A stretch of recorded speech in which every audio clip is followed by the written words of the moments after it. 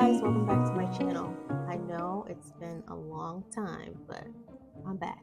I take breaks here and there, but I'm back. And I'm back because I want to tell you guys about the case that's been in the news, the Naziah Harris case. I know you guys have heard of it. I know you have heard of it, and we're here to talk about it. So let's get ready. In the news, they have been reporting the Naziah Harris case. They have told us that Naziah went missing one day after school. It was learned that her aunt's boyfriend and the father of her children had been SAing Naziah for years and had gotten her pregnant. Prosecutors say that he tried to get rid of the baby and he ended up unaliving Naziah. But are you aware of all the in-between details that happened in this case? Do you know that this all stems from back to the grandmother? All the way back to the grandmother. Did you know that Naziah wasn't the first? Did you know that her aunt was a victim too? Did you know that her family tried to get CPS involved months before Naziah went missing? There is so much more to this case than what's been reported, so buckle up and brace yourself for what poor Naziah had been a victim to. This case takes place in Detroit, Michigan. Recently, a preliminary hearing was held regarding the unaliving and the SAing of Naziah Harris. Naziah has been missing since January 9th, 2024, and I'm going to give you the detailed breakdown of the case from the very beginning all the way to the end. So, allegedly, Annette Harris, Zaniah's grandmother, had her first child at 11 years old. Yep, she had her first child at 11 years old.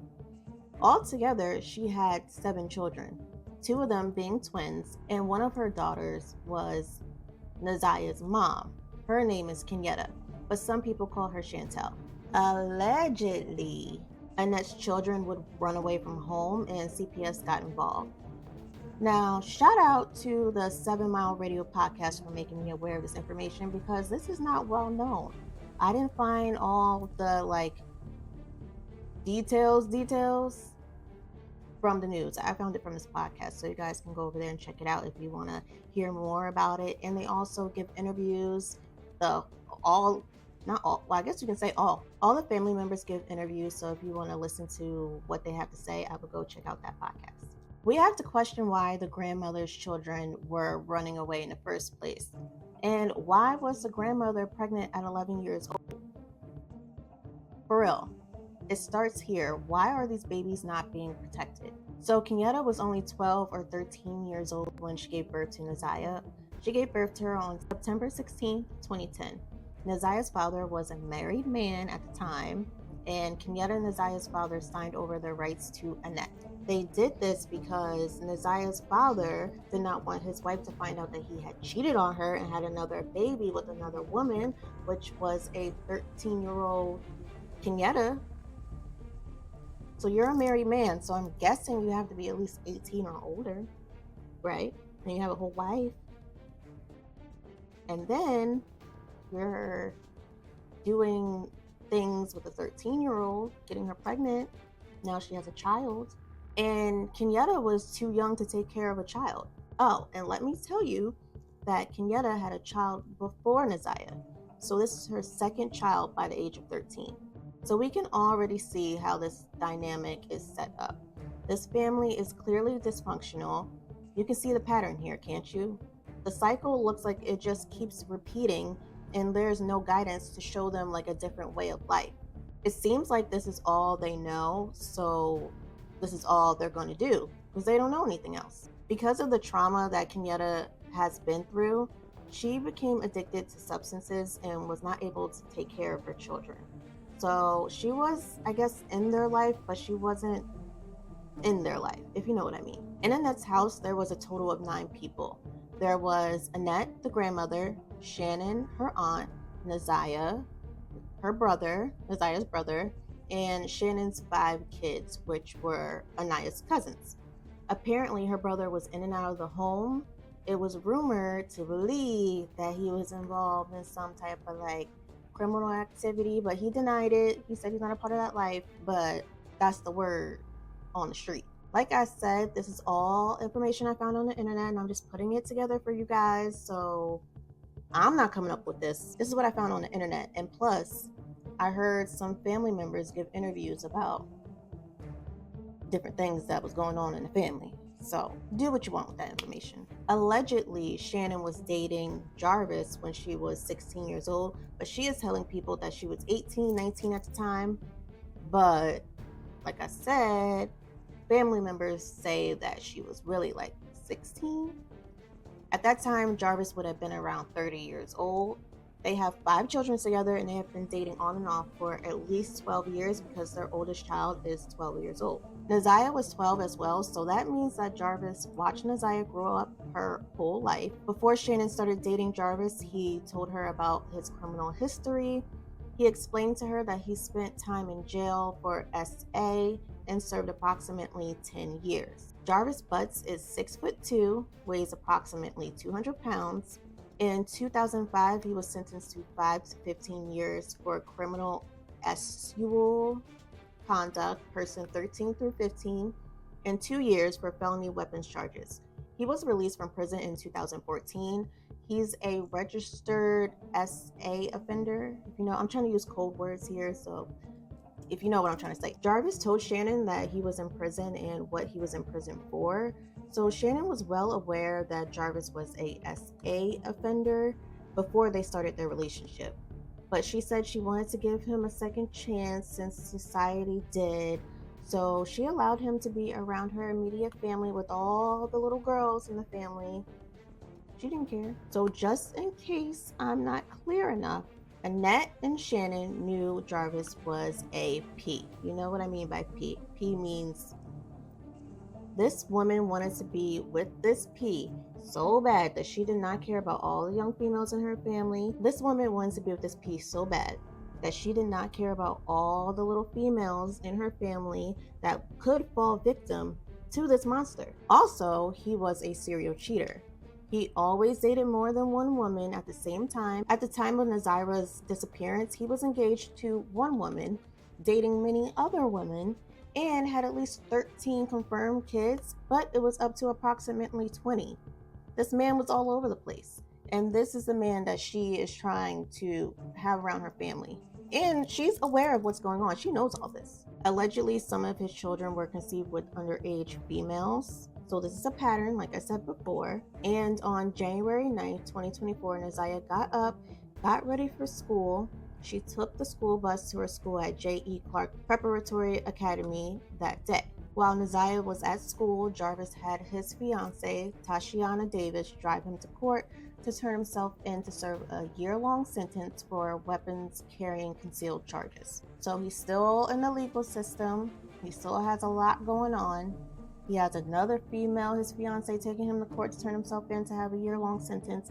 This man is doing a whole bunch, okay? And Shannon's sticking right there beside him. However, he did not go to jail that day. Unfortunately, guys, he did not go to jail that day. The judge pushed his sentencing date back to February 7th. So he basically had a whole nother month to be out here in the free world with us. So since Jarvis didn't go to jail that day, like I said, unfortunately, he went to his shop, his auto shop, to do work for the day. On this day, he was helping his business partner, Cordell, Wright, but people call him King, so I'm just going to call him King from now on. He was helping King work on King's child's grandmother's car. By the way, when King testified, he was in a jail uniform because he was in jail serving time for DV charges that happened a little while back. During Naziah's school day, she used her school-issued tablet to take a picture of herself. During Naziah's school day, she used her school-issued tablet to take a selfie of herself. But sadly, this would be the last picture she would ever take. She also used this tablet to communicate through an app to send messages to Jarvis. She would also send messages to other people, I believe, because I remember Shannon saying that she had texted her that day and Shannon was like, girl, focus on school, or whatever she said. So the message that she sent to Jarvis indicated that they were meeting up after she got out of school that day. At the end of the day, you can see Naziah on video on the school bus. Soon after, she gets off the school bus and she starts to walk towards Jarvis's shop. This day, Naziah had her hair in 2 braided puffballs. She wore clear frame glasses, a white sweater with a black jacket over it.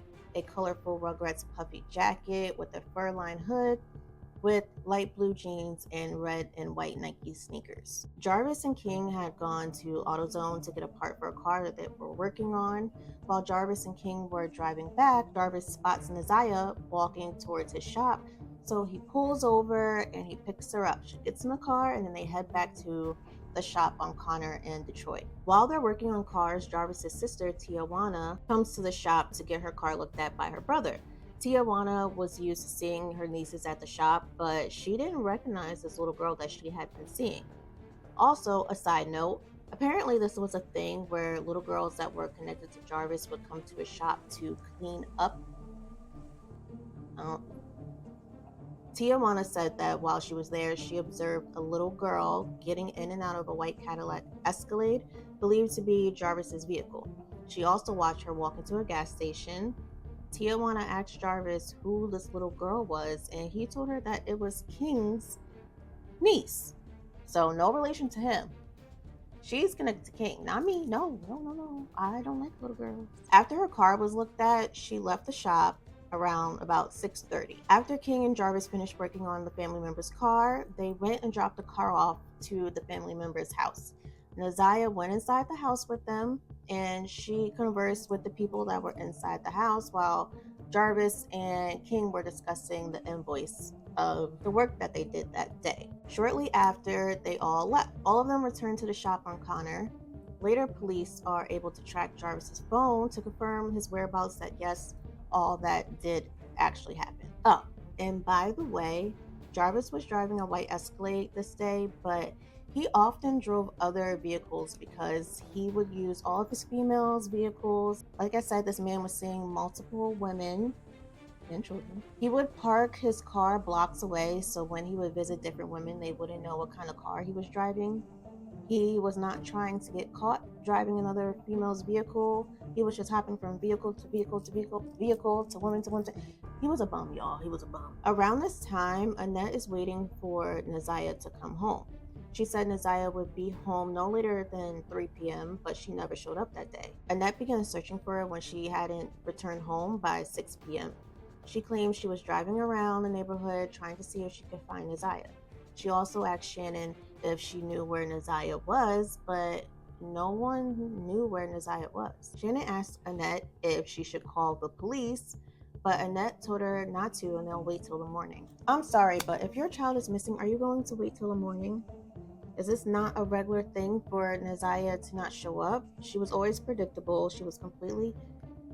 This was completely out the norm, so why aren't you calling the police right away? While they are searching and concerned for Naziah, Jarvis goes to Latricia. He goes to her house. She is one of his child's mothers and asks to borrow her car. Remember I told you he's just using all the vehicles. He's taking advantage of what he has going on here.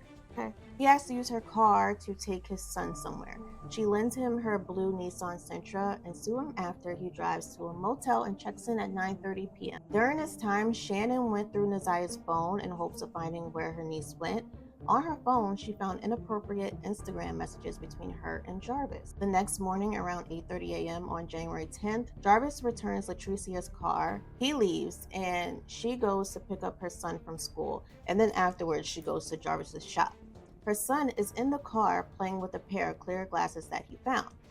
She takes them from him and starts to look at them, but Jarvis quickly snatches them away from her and tells her that it's his son's glasses. She found out later that it was the same glasses that Naziah was wearing before she disappeared.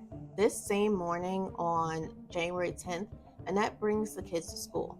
While she was there, she makes a missing person report for Naziah with the Detroit Public Schools police officer. So there are two separate, departments or agencies. So there is the schools police force, and then there's the town's police force. So she made a report with the school's police force agency. This officer canvassed the school and the surrounding area and talked to some of the kids at school regarding Naziah's disappearance. Suspiciously, while Naziah has been missing for 2 days, her family filed charges for Naziah against a juvenile for assault and battery for an incident that happened in November the year before. Everyone was aware that she had no history of running away from home and no history of truancy from school, but the school police held onto this case for a month without getting the proper authorities involved.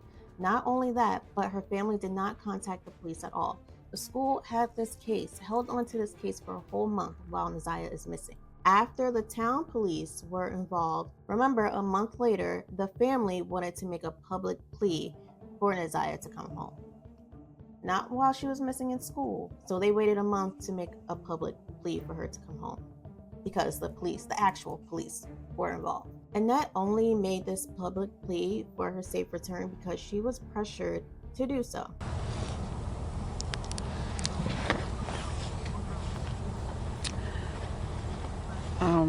I'm asking anyone that knows anything about my granddaughter,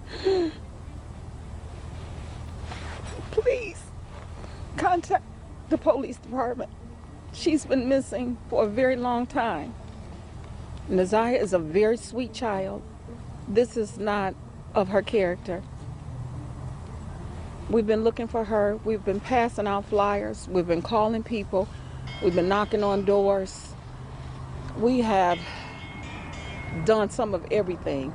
And we're asking anybody that has any information, I don't care who it is, please come forth, contact the police department. Her life could be in danger. Please call the police department. I want my baby home. And I'm asking in the name of Jesus, and I stand on my faith that he's going to bring her home. But if we all can come together and help find her, I'm telling you, we can make a difference. She's been missing. She's been gone too long. I can't sleep. I can't eat. Just bring her home, please. That's all I'm asking. Thank you.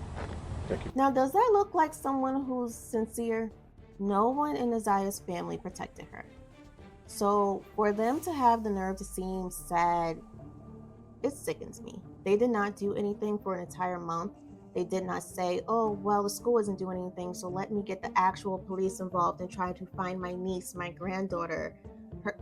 They did not try to do that. Tijuana, Jarvis's sister, contacted the police on February 26, 2024, after receiving a phone call from one of Jarvis's child's mothers. She told Tijuana about some things that happened on Valentine's Day and sent her a podcast about Jarvis. This is when she remembered seeing a little girl at his shop that day that she brought her car for her brother to look at. Yeah, Tijuana was like, oh, I saw that girl there. What is going on? Tijuana went to her brother's shop and confronted King about it because her brother wasn't there at the time. So she confronted King about it, and King confirmed to her that yes, Naziah was that little girl that you saw that day. She questioned her brother. However, she believed that her brother was lying to her. She did not think that he was telling her the truth about Naziah. Afterwards, she called Shannon, and Shannon gave her the sergeant's number. She told them that she had seen Naziah at her brother's shop on the day she went missing. Tijuana also testified on the stand to what she saw that day. And let me tell you, she wanted all the smoke. She gave the energy that needed to be given. She seems like she actually cared about Naziah, and Naziah wasn't even her family. And her brother is the suspect, the perpetrator.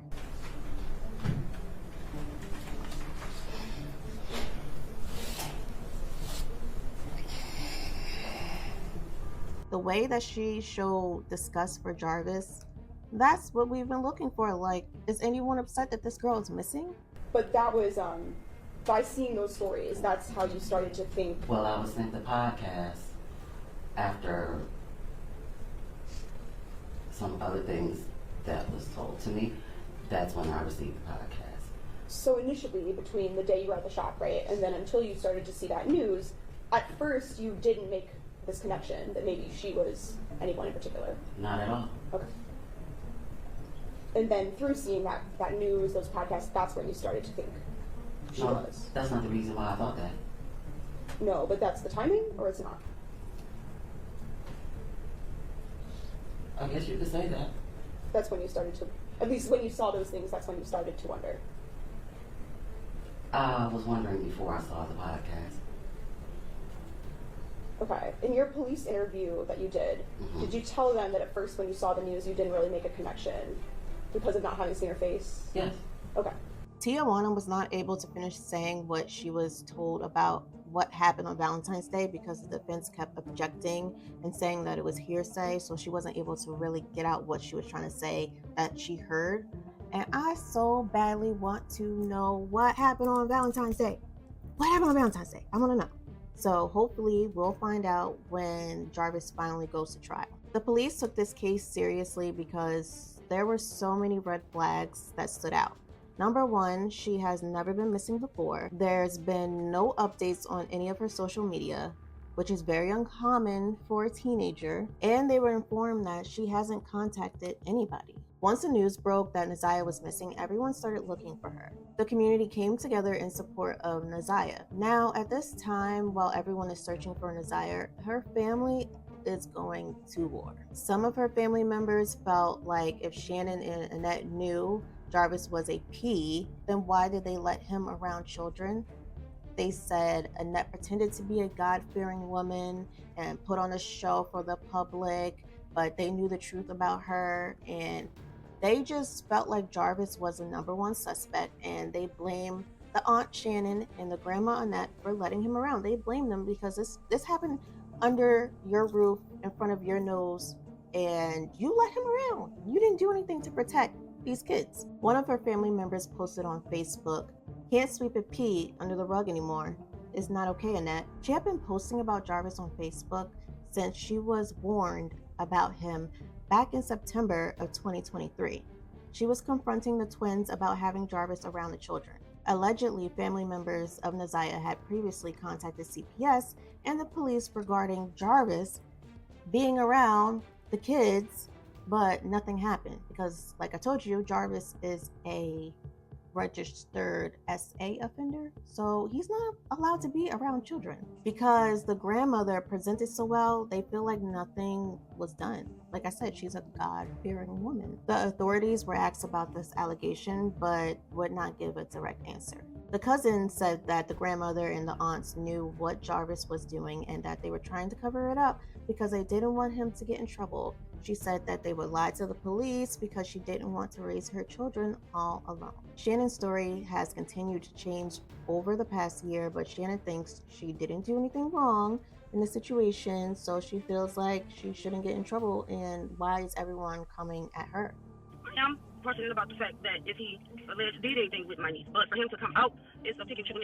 It's a pick and choose side. I'm siding with my kids. I have 5 kids. Yes, I have 5 kids with Jarvis. Yes, I do. But I'm here for my kids. I have to protect my kids. Yes. Naziah wasn't protected. I don't know if he did or not, but I'm not putting anything past it. I'm not. And for the ones that keep saying I'm not sincere, I cry every night and hope and pray my niece do come home. We've been looking and calling around since the night that she didn't come home. My mom reported it and hope and pray my niece do come home. We've been looking and calling around since the night that she didn't come home. My mom reported it. She went straight to the school that morning and she reported it to the school. And the school police did come to our house. Yes, they came to the house. Questioned everything. Questioned us. Asked if she had any cell phones. She said she didn't have any cell phones. Because if she did anything that was dumb, my mom will take it. And then she will get it back. But she don't have any cell phones at all. She has a tablet. Meanwhile, like I told you, Shannon knows that this man is cheating on her. Apparently, she gave him her tax return money to flip, but instead he used it to buy his girlfriend. Y'all remember Tashiana? Yeah, girl from back in the beginning of this case? Yeah. He used the tax return money from Shannon to buy her an engagement ring. This happened in 2023. Shannon posted on Facebook, "Keep my name out of your mouth. You accepted that engagement ring. Accept all the BS and baggage that come with him, Mrs. Butts." After seeing all these females, you can tell that he has a type. He preys on dark-skinned, heavy-set women. Rumors had started to go around about Naziah and Jarvis having a relationship and that Naziah could possibly be pregnant. The lunch lady at Naziah's school said that she heard the students talking about Naziah being pregnant and that she planned to run away. I'm going to show you guys a video of Naziah doing a TikTok. Tell me what you guys think about this video. Does she look pregnant to you? This was posted on TikTok the day before she went missing.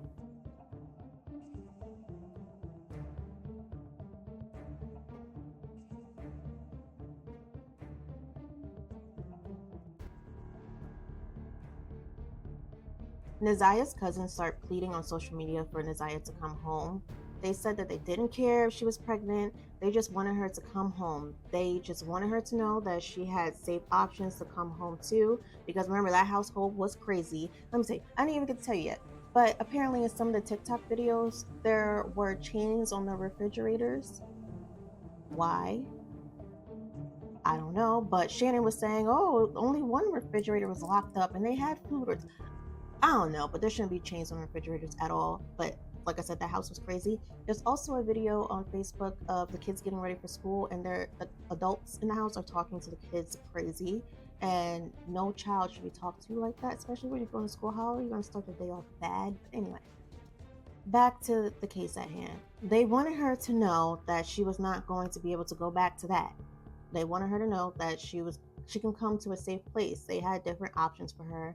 She could live with them, or she could come home and be with her father, even though her father wasn't really a part of her life, and he said that he was ready to be a part of her life now. He just wanted his daughter to come home. He says he's tried to reconnect with his daughter for the past 8 years. Jennings says he was only reconnected after 2 Detroit Public Schools police officers tracked him down. When the last time you been up to your daughter's school? I said, my daughter's school. I said, I don't even know what school she go to. I said, I've been looking for her. And they looked at each other, and I was like, what's going on? They said, your daughter's missing. He's dealt with serious medical issues in the 8 years away from Nazia. Jennings has congestive heart failure. He says in April, doctors gave him only 7 days to live. While that prognosis has slightly improved, Mervyn needs a new heart. Now, let's be honest. Her father was a deadbeat, and now it seems like he cares, in my opinion. They were hoping that maybe she ran away because she was scared about being pregnant. They didn't want to think the worst outcome that could have possibly happened, like her being harmed or unalived. Now, allegedly, Jarvis had gotten another young girl who was 14 years old pregnant in 2019. When this girl's family found out that Jarvis had gotten her pregnant at his age, they beat him within an inch of his life. So at this time, searching is still going on, and for 2.5 weeks, Valerie Smith had noticed an ID face down in the grass across the street from her house. On March 7, 2024, she finally decided to pick the ID up because she had recently heard that Nazia went missing. So she picked the ID up and looked at it, and she couldn't believe that this was Nazia's ID. This was Nazia's school ID. She immediately called the police. So remember when I told you guys that he went to turn himself in on January 9th in 2024, but his sentencing was rescheduled to February 7th? Well, when this day came, he had his fiance drive him to the court to turn himself in. He knew he was going to serve a year-long sentence, and he knew what he had done to Nazia, so he hid his phone in her car while she was driving him to the courthouse. On a side note, his fiance said that Jarvis was very sneaky and she wanted to know what was in his phone. So on different occasions, she tried to use his Face ID while he was sleeping to get into his phone. She also tried to take a picture of his face to later get into his phone, tried to use it to match up, and nothing worked. She couldn't get into the phone, but she was desperate to get into that phone. The police questioned Jarvis on February 15, 2024 regarding Nazia's disappearance. At that point, he is already incarcerated because remember, he turned himself in on February 7th for weapon charges. These charges are completely separate from Nazia's case.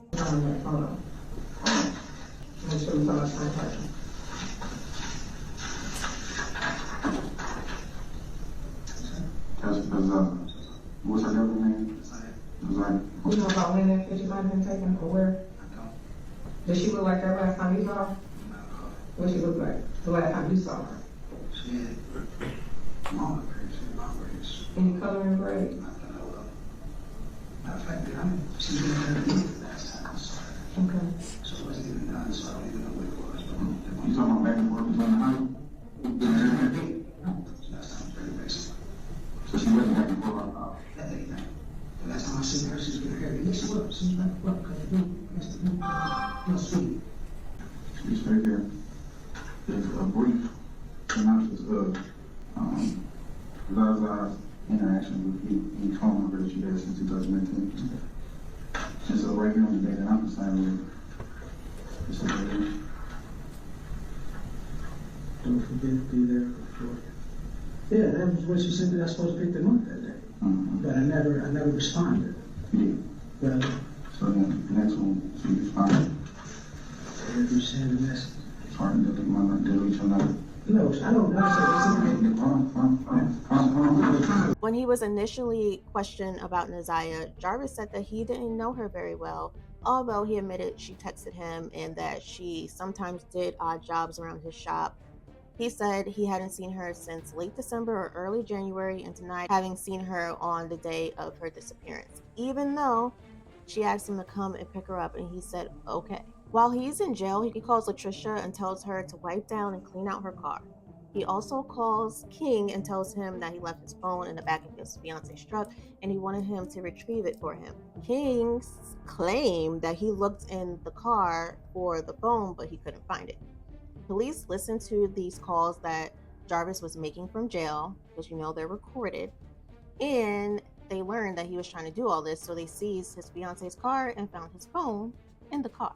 Also around this time, clothes that Naziah was last seen wearing were found, along with some earphones, in the area of 7 Mile and Berg Road near the Rogue River. Her seemingly new black jacket was found with holes in the hood. Tijuana also identified some of the clothing, saying that yes, I saw Naziah wearing that when I saw her that day at the shop. The clothing was damaged in such a way that it suggested that a struggle had happened. Authorities tested Naziah's clothing, and guess whose DNA was a match? Jarvis's. His cell phone records also indicated that between 11:40 p.m. on January 10th and 1:34 a.m. on January 11th, he was in the area where the clothing was found. So there's a connection there. In September 2024, Jarvis was arrested for Naziah's disappearance. While police were searching his phone, they learned on December 8th to 11th of 2023, Jarvis Googled abortion teas, abortion pills, home abortions, over-the-counter medication for abortion, and can I drink red antifreeze. They also recovered those extremely disturbing text messages between a 40-year-old Jarvis and a 12-year-old, 11 to 12-year-old Naziah Harris. These messages were found on Naziah's phone. We learned that in the beginning of September 2022, Jarvis started sending Naziah sexually explicit text messages. The text messages start off with Jarvis saying sexual thing to Naziah, but by the time Naziah went missing, the roles kind of reversed. Their conversations were very explicit and graphic, and some contained revealing photos. 1:54 a.m. She sent a message, "Where are we doing it at your choice?" A message is replied to Jarvis, says basement, saying, "Can you and make sure you erase the messages." What time to be in the basement? And sends her a message that says, "Go change your clothes and take your off." 2:23 a.m. Naziah sends to Mr. Butts, "I really want you." Jarvis a message that says, "Are we doing it tonight? I'm ready, fresh out the shower." November 27th, 2023 at 21:06 hours, Naziah sends, "I just want to talk. I really don't want to lose you. I don't what's your problem, but I need you to bring me what I need tonight. It's hard doing all this with this baby, and if I don't do them, I'm going to get a F." 22:28 she says, "If you keep ignoring me, you just gonna get no more, Jarvis. Didn't I make you faster than ever?" On June 17th at 8:59 and 06 seconds, she sends, "Jarvis, I'm sorry for making you mad, but do you ever think how I feel knowing that I can't have you to myself, but you have me to yourself, and no, I'm not seeing anybody else, I swear." She sends a message to Jarvis, "The letter you, then you going from the back again?" with question marks. He replies back to her, "I want some," sends her a text that says, "Are you yet?" At 7:58, she replies to him and says, "No, I don't want to get." He sends her a message that says, "But I can't inside you, so it's different." She replies, "Why you can't? Didn't you do it before?" Replies, "But I had to buy a pill to do so." January 9th, 2024 at 14:21, Naziah sent to Jarvis, "Don't forget to be there before 3. I will let you know when I'm leaving school. If you're not there, I will wait. Send okay if you've seen the message so I can delete your number." Then at 14:23, Jarvis replies, "Okay," and those messages were deleted. There was one witness that we know of that saw Jarvis have inappropriate relationships with Naziah and another minor. Naziah's 9-year-old cousin, who is the daughter of her aunt Shannon's twin sister, testified that on 2 separate occasions Jarvis had taken them to his auto shop, Jarvis told her and Naziah that they were going to go to a store, but instead he took them to his auto shop. She said while she was at the shop, she saw Naziah sitting on Jarvis's lap while her pants were on the floor. She also saw him having relations with her other cousin, and he tried to have relations with her, but she said no and asked that he take her home. Like I said before, it seems like the roles started to reverse. Closer to the time of Naziah's disappearance, on her social media, you can see her lip syncing to songs about taking your man and she's prettier than her. She's taking a lot of jabs on social media to another female. Now, let me remind you that Zanaya was a sweet little girl that did not get into any trouble, and this monster was grooming her for we don't even know how long. Like I said, he was around for 12 years, so he was grooming her. She wasn't even supposed to have social media, and if you go on her social media, you can see that she had a couple accounts. In September of 2023, she told Jarvis she had missed her menstrual period. A month later, she told him that she might be pregnant. She asked him to get a pregnancy test. Evidence shows that this relationship has been going on for at least a year. But like I said before, Jarvis was around her entire life, so who really knows when it started? And once you hear about his other victims, I know you'll be thinking the same thing. Prosecutors believe during the night Jarvis was in the motel, Naziah was there with him. They believe that he tried to end the pregnancy, and by doing that, he ended up hurting Naziah. Because of this, he unalived her and attempted to cover it up. I don't think his plan was to unalive her because too many people saw them together that day. Since Jarvis's sentencing was pushed back to February 7th, prosecutors believe this was his opportunity to take care of his Naziah Harris problem. So I want to circle back to Naziah's family. Apparently, Shannon and Annette were well aware what Jarvis was doing to Naziah, but they didn't do anything about it. There was a rumor going around that Jarvis was a high-functioning autistic male, so that's why he was given a pass to do things to the little girls. I don't know. That's just what I saw, what I heard. I don't know. The grandmother would say that Jarvis was never in her house, but clearly that was a lie because if you hear the text messages, she's like, oh, the basement. He was in the house. She lied because she knows that Jarvis was not supposed to be around children because he's a SA offender and she was a foster parent. She knows that's not allowed. Shannon would say that she was always around when he was around the kids, but clearly that was a lie too. Naziah's father would say that he and his wife came to search for Naziah. While they were searching for her, that's when he noticed that things weren't as her grandmother pictured them to be. Because, like I said, he was in and out of her life. He said he would come by, drop off things, come to birthdays, blah, blah, blah. He was in the home, all this other stuff. But he said that when he was there searching, it was different. It felt different. He noticed that her twin aunts were out helping search for her, and their attitudes about the situation was off. Unfortunately, Naziah's father passed away when they were searching for her. The testimonies you have seen were from a preliminary hearing. This hearing was for the judge only. It was to determine if there was enough evidence for the case to go to trial. This is what the judge had to say. The community who's dealt with. And I've only presented with certain evidence. I don't know the whole story. The attorneys know more than me, the family knows more than me. But from what I have heard over the last 4 days and 5 days total, is that several people failed her. I don't know where her mother is. I don't know anything other than that she was forced to live in a home where she was not protected or given adequate attention and love. I don't know where her father is. I don't have any mention of him in her life, no presence. To her adoptive grandmother, Annette Harris, whose testimony, in my opinion, was very questionable. What is hard to believe is that the defendant never came into the house as she testified. But to always send those girls up there to clean up the shop raises questions. And how were there two women in the house who had birthed children themselves who did not notice that Naziah was pregnant, and I believe she was, and not having her period anymore? But then after hearing text messages today, begging Jarvis for pads as if she didn't have anyone else to give her.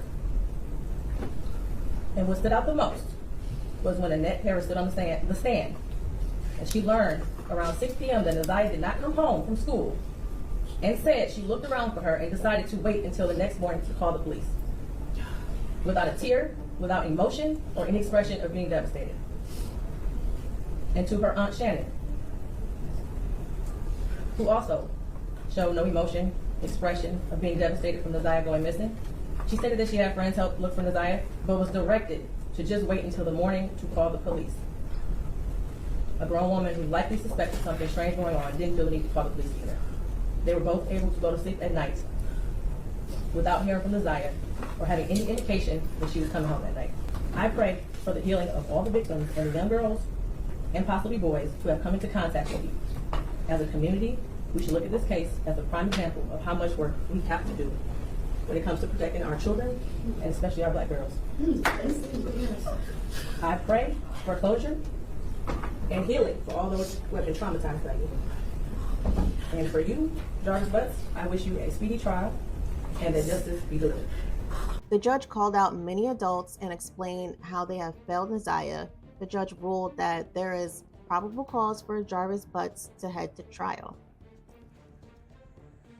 Are we all celebrating? Watch he take a plea though. I don't even think he's really gonna go to trial because after this preliminary hearing, he's like, a trial? A trial? He can't handle a trial. Look at all the backlash everybody's getting now. No one can handle a trial. But they should have one, justice for Neziah. Right now, he has 3 open cases against him for SA, criminal sexual conduct, 1st degree and 2nd degree for his biological daughter. She was around 8 or 9 when he started touching her, and she was around 9 when the full thing happened. You know what I mean?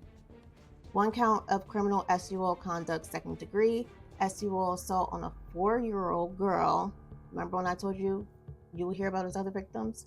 Yeah, he also did this to a 4-year-old girl, and she was the daughter of one of his girlfriends at the time. The daughter contracted something not good. The prosecution said one of the victims, who is now 20 years old, was allegedly hurt between April 2012 and April 2014, while the other victim, who is now 13, was hurt from July 2015 until July 2017.